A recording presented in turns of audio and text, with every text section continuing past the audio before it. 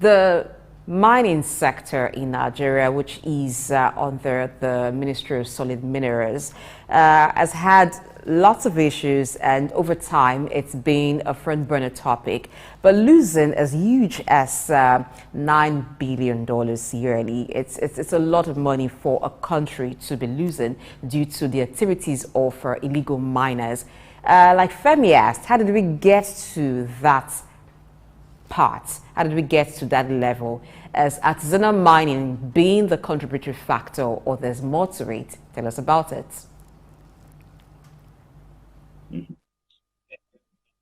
Good morning again.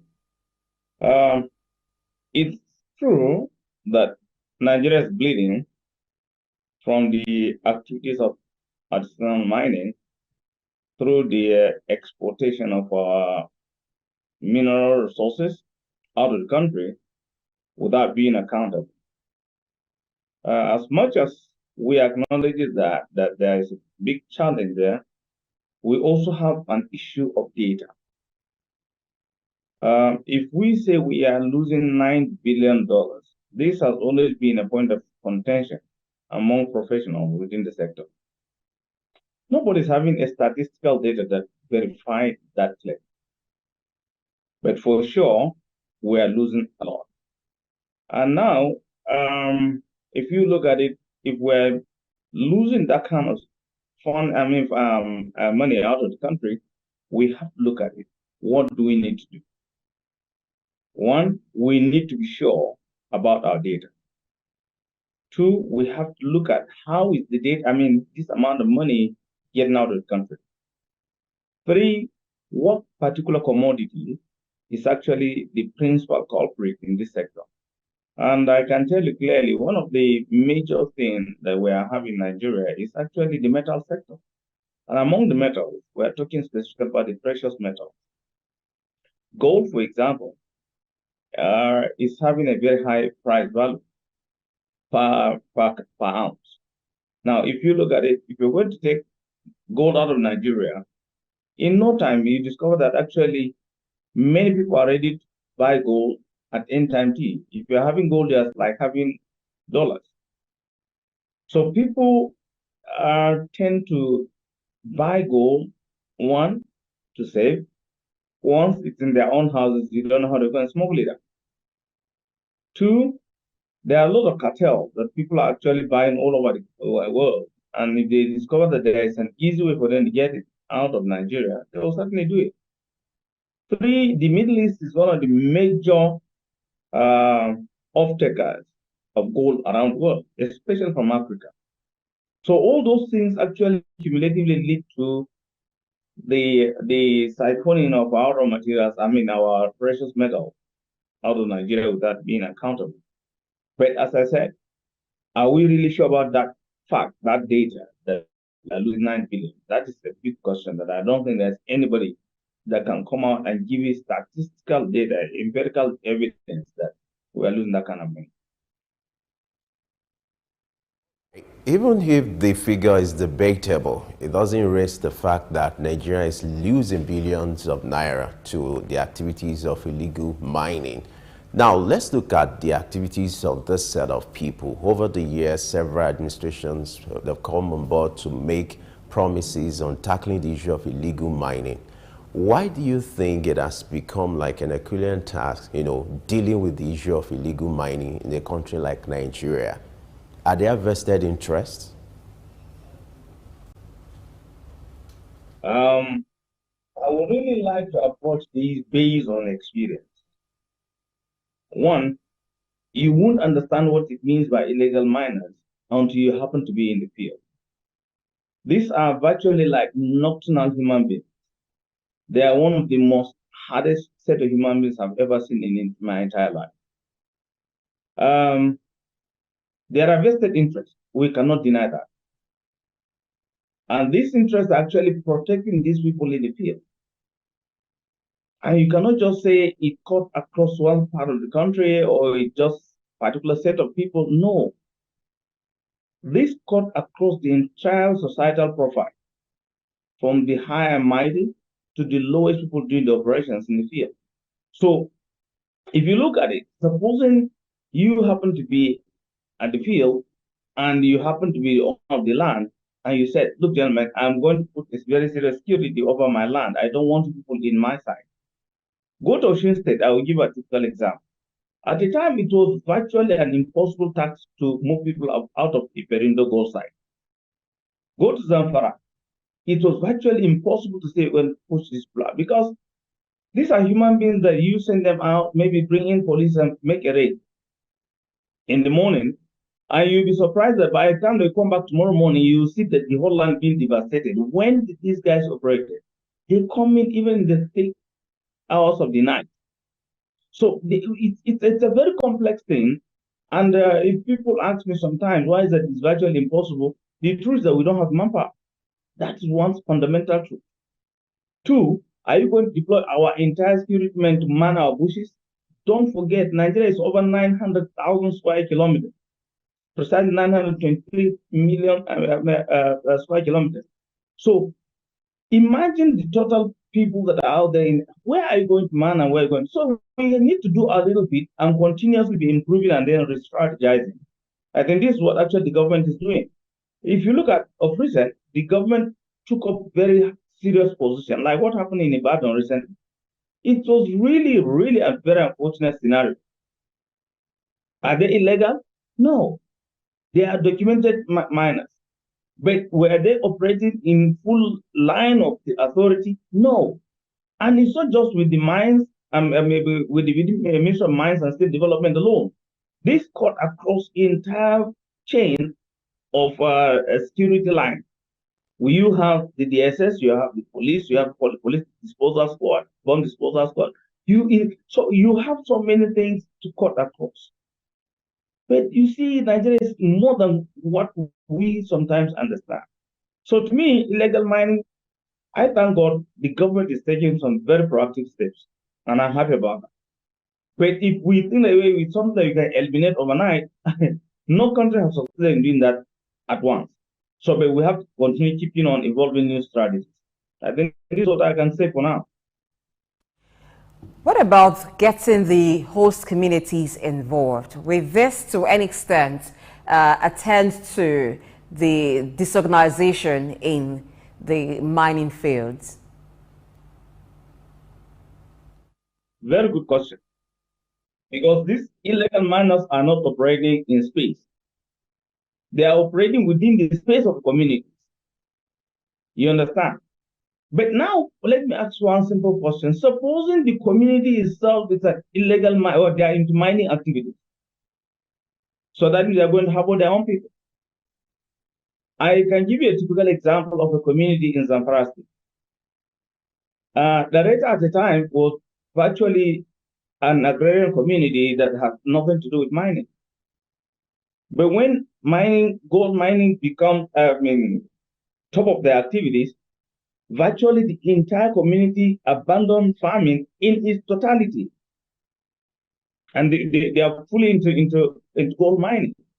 Now, I can remember a couple of times that there was a raid, or they had a series of raids by the Mines Inspectorate Department in conjunction with the Nigerian police in Zamfara State. The truth is this: when you invade such kind of places, you discover that the community head himself might be part of this system. Don't forget, it's not that there are no licenses. There are licenses. There are virtually most of the viable mining sites in Nigeria are actually licensed. This license is being issued with a consent from the community.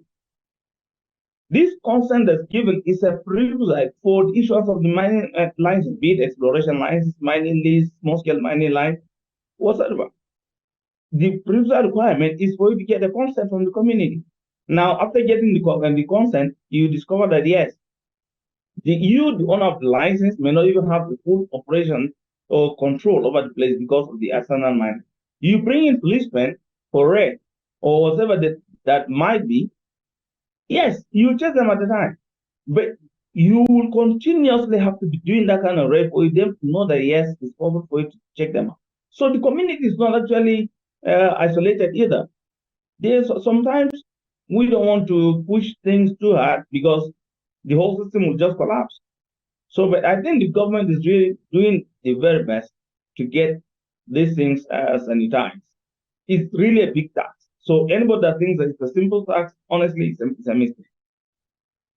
Don't forget, the government have thought of introducing the mines policy, not just now, but previously it has been done. Well, there was a little impact.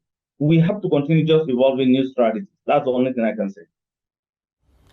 All right, now let's talk business. Nigeria is endowed with over 40 solid minerals, and I would like you to paint a picture of the opportunities available in this sector, and then the areas that should be of interest to any investors or any investor hoping to invest in this sector. What should be the area of interest in this sector as far as Nigeria is concerned? Talk about the opportunities and paint to us a picture of how that sector looks like when it comes to potential. Thank you very much for this very important question. I want to tell you one thing with all sense of responsibility, that if Nigeria can just look inward and look at our mineral potential, I think, honestly, we won't waste our time on any other commodity at all. And I can give you a typical scenario with their value as of today. Let's assume that you look at all the states of the Federation. There's no state in Nigeria that have not worked. And I can confidently tell you, all these states have one thing or the other that could be mined at a very large commercial scale. Now, if, for example, a state wants to take a particular commodity and look at it critically and enhance its own commodity, its own financial, the economy of the state, I can give you one simple formula. These states are having the opportunity to float their own companies. For example, let's look, for example, states like Taraba. Taraba is endowed with one of the unique commodities that has not been mined at all. Bauxite, you imagine the quantity of aluminum being imported into Nigeria today. The raw material for it is bauxitic plates. We have this bauxite in Nigeria, and that's why I use Taraba as an example. The Mambila Plateau is one of the biggest deposits of, we have the biggest deposit of bauxitic clay in Nigeria today. Bauxite is going between $57 to $60 per ton. Now, this is just a clay that is having high alumina content. If you now, for example, assume that you have a chance to produce 50 million metric tons, 50 million metric tons is not too big to produce in a single mine. You can produce that within an area of maybe less than 5 square kilometers. 5 square kilometers is just a fraction of a land mass in Mambila Plateau. If you produce that quantity, imagine you're multiplying even at a conservative rate of $50 per ton. That is money that you can never believe it. Because for every 1 million metric tons of bauxite, and there are many companies that are ready to take up to 3 million metric tons per annum if you produce that kind of thing. So you imagine if you are producing 3 million metric tons and you are producing conservative, let's assume at even $20, that means the profit level that you're going to make, including now, okay, you exclude your mining, your processing, your shipment, that's going to cost. So out of, for example, $50, you say, okay, $30 meant for that kind of thing. So you have $20 as a profit margin for 3 million metric tons per annum. That is a huge amount of money. You are talking about over $60 million per annum that you can make. Imagine that kind of money being generated by a state. That's just one. Look, for example, the metal sector. One of the biggest commodity Nigeria is blessed with is tin. We have a lot of tin, we have a lot of columbite. These commodities are going for around $29,000 per ton. In Nigeria, people are mining within less than $20 million. They're producing the concentrate, the export grade, at less than $20. $20,000 per ton, and it's going for around $29,000 per ton. So you can produce comfortably if you're mining, processing, and everything. Then you're sure for every 1 ton you can make between $8 $10,000, $10,000 per ton. So imagine if you're exporting, for example, in most of the companies are producing minimum, maybe for example, a company that's producing 30 tons in every week or 30 tons even in a month. That means a container plus. You are going to make huge amount of money. So all the states in Nigeria have one advantage or that in terms of export. Now, we have not looked at the local consumable commodities. Yes, I know that most of the mineral commodities produced in Nigeria are actually oriented towards export market. Now, if you're going to produce some of this, as simple as titanium is, for example, one of the major pigment material in our paint industry is titanium production. So we have a lot of opportunities to scale through all these things, but maybe we have not discovered it. So the question is our economy or our mineral resources buoyant enough or high enough to give us a change in the economy? I can confidently tell you authoritatively, yes, we have enough that could change our economy with shortest time. All right, you just talked about how much of minerals can be mined and how much of money or financial gains it can give Nigeria.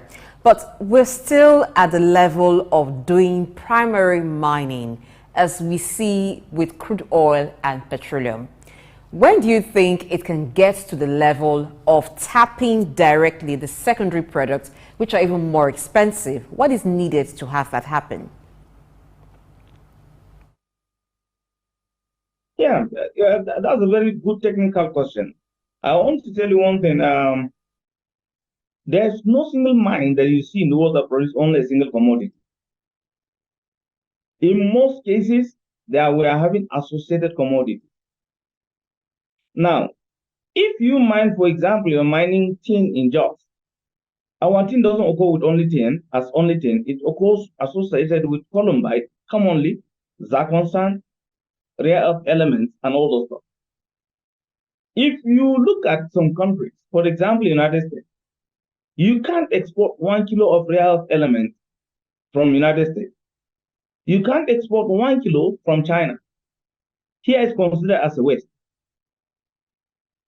Waste in the sense that previous mining activities just dump that as a tailing.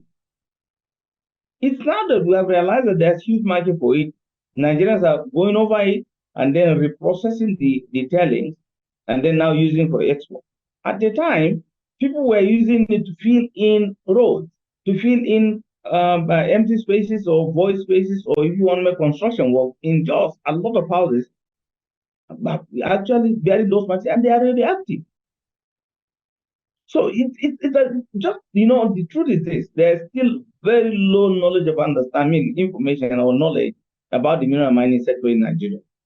But with the way things are changing within the past 5-10 years, I think we are really getting it right because people have started getting to understand the commercial value of those commodities. And it's easy for you to market, to promote that knowledge once Nigerians realize that there is financial benefit coming out from such kind of commodities that lie beneath their own soil. All right, now let's address this issue of mining remaining on the exclusive list. The federal government severally has said that it's going to remain on the exclusive list, while some argue there's a need to put it on the concurrent list.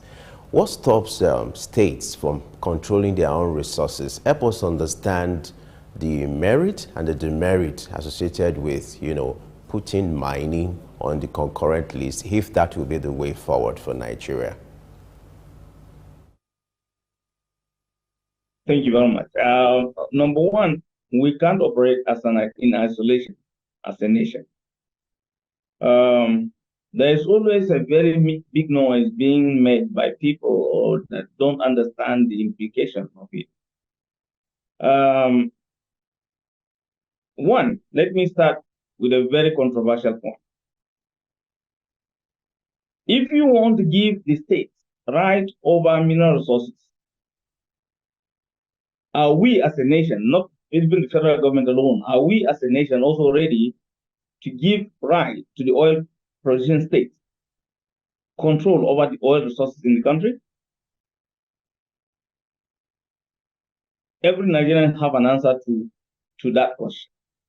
Because there will be great injustice if you say, okay, fine, let's give the states that are producing solid minerals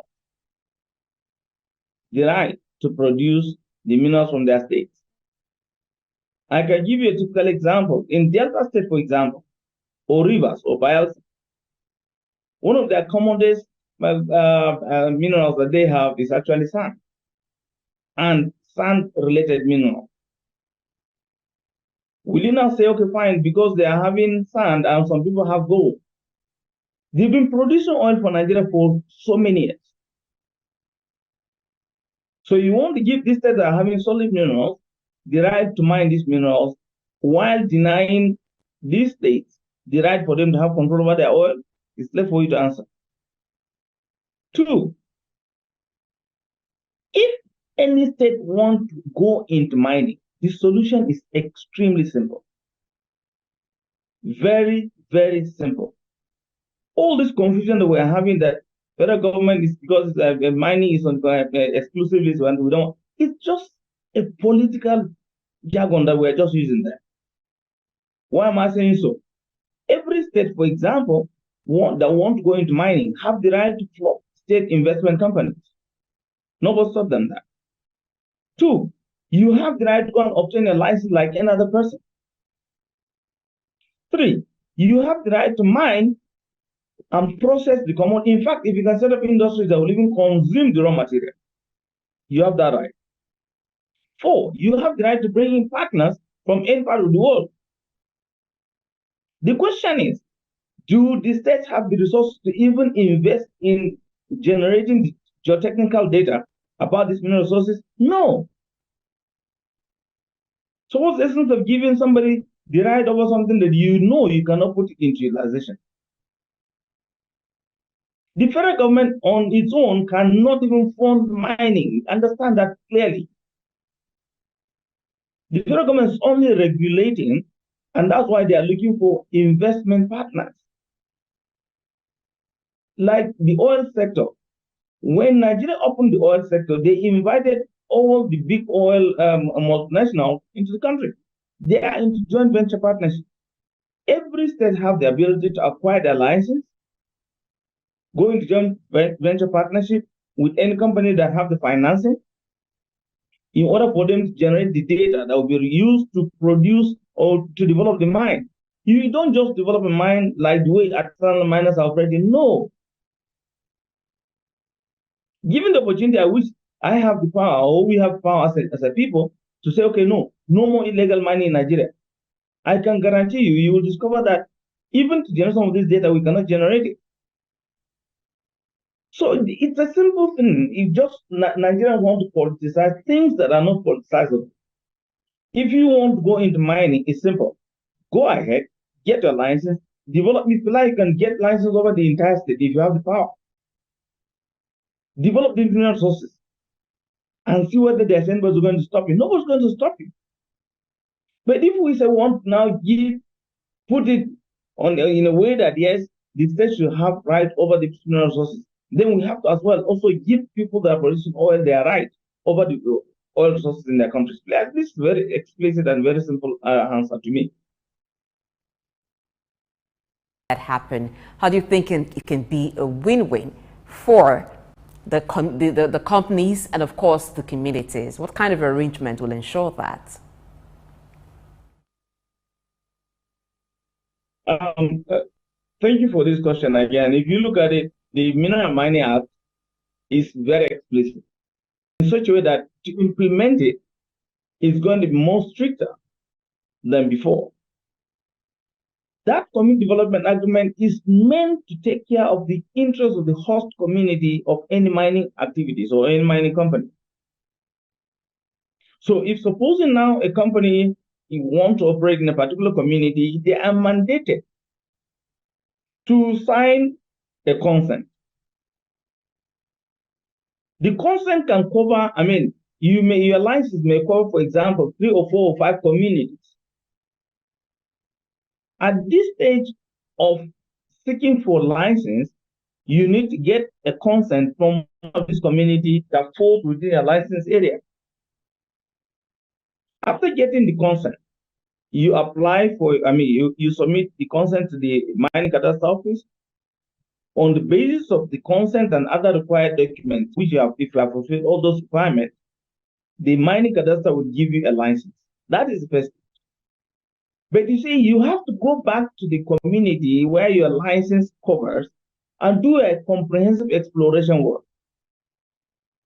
At that point, if you have done exploration work, you have identified out of 5 communities, for example, that falls within your license, only 1 community actually hosts the deposit, which is of commercial quantity.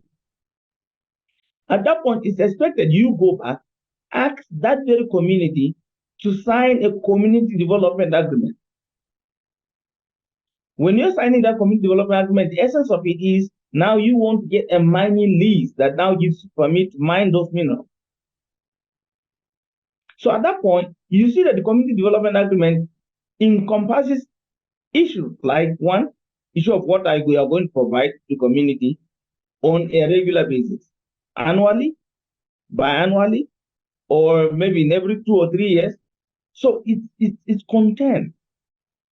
Basically, we're interested in issues like healthcare facilities. We're interested like education. We're interested like power. All those things need to be captured in the CDA.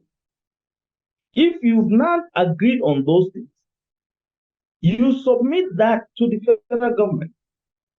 When you are signing this community development agreement, the federal mines officer must be there. The mines in environmental compliance must be there. All those things are meant to take care of people. Now, but ask me, why is it that we're not getting it right? There are a lot of self-interest. A community leader may not even like to carry his people along. The mining company would like to have it in their best way, within the shortest time, with less responsibility. So when I know of a case whereby a community leader specifically requested a company that was actually trying to mine sand, quarry sand, for their civil construction work. And they said, okay, to reciprocate that gesture, we promise to do ABC to your community. And the community head, unfortunately, said, no, before you do that, it's not going to come and construct my palace. The question is, it's a big company with a big reputation. They said, if we're going to construct your palace, what do we do to the community? He said, forget about it, it's my own people. So you see why we have the problem. Sometimes we discuss this in peripherally without actually going to in-depth situation and crisis that we people encounter. So we must be able to look at it, please, beyond just discussion on social media and all those stuff. People must be able to understand in-depthly what is actually the situation there. Now, the government is encouraging companies not to heed to such kind of requests. Look at community issues. That's why we call it community development agreement. Not a personal issue with the community head or with some certain valleys or the inflation. No, that's not the issue. It must be community first. And now with the way the government is going about it, they have restructured it in such a way that this must be accepted, signed, and then be sealed in the court of law before even submitted. So that's going to help a lot. But actually, we've been handling a lot of challenges based on this issue of community leaders, sometimes top influential members of the community who hijacks all those kind of things. So I think we are moving on. We'll continue doing our very best, and I think we're getting better. All right, still talking about the issue of community development agreement. I think the issue here is not the absence of the agreement, but the implementation of the agreement, which is like these agreements are being respected, they are reviewed, and they are being implemented. And as a result, also play what you call a supervisory role to ensure that these miners are actually giving back to the community where they are being hosted? Yeah, to bring out a template for the community development agreement under the direct provision of the ministry. So I think at the end of the day, when the final document is out, we'll have a better CDA than before. Because truly, you see, it's important for us to know that these things must be done to the benefit of the community. And it's not the law actually that matters, it's the implementation. When somebody can sit down and then hijack a major chunk of any governmental activities, you know what, it's going to be detrimental to that very community. I think we just have to get it right for the implementation. All right, the advocacy for local content in the oil and gas industry, do you think that advocacy should spread to the mining sector, local content? Naturally. I can give you an instance from my office, the Solomon Development Fund. We believe in local content. We believe in improvising as much as we can the use of technology in the process of mineral. Now, but you see, we can't continue shipping everything from China. So specifically, we sat down in a meeting with my ES, and we told the management that, look, the best thing we need to do is let us look at how we can inculcate the local fabrication of most of our equipment that we can produce locally in Nigeria. And I can tell you, for example, the hammer mills. Why should Nigerians be importing hammer mills from China? Hammer mills are actually meant to crush and then process this material into finer grain. It's a gravity separation process. So we took up on that, and we went to the extent of producing models for tin processing equipment. We tested it, including one of the most, I would say, relatively complex mechanism for extraction of tin. We call it the jigs. And we went to the extent of producing primary jigs, secondary jigs from SMDF for local content, based on local content, and then for the tin extraction, which was a very big success. So the point is, the mining sector is just starting, and honestly, we need to implement this.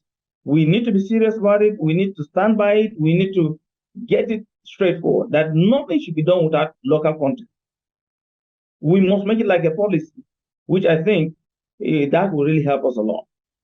It's really given us a lot of opportunity, because don't forget, like for example, in Jos, Jos has been a mining community for long. And there are a lot of applications going on right now in Jos based on the experience of those old colonial miners. So they were able to maintain that trend. They were able to produce so many things. And it's helping us a lot.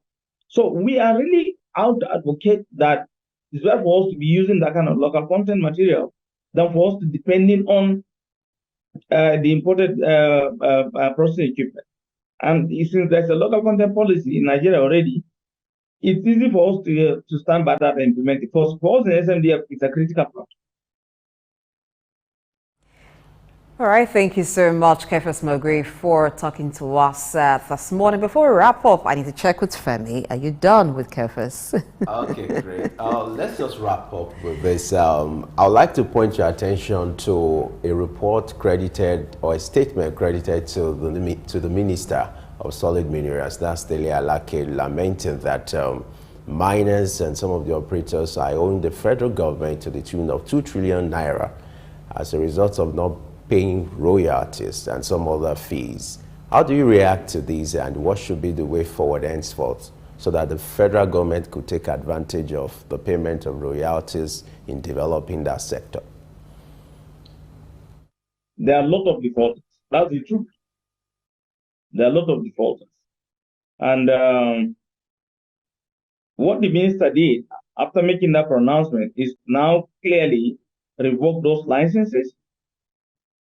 He revoked over 1,600 licenses recently. It was 1,400 something licenses initially, but others were also added on.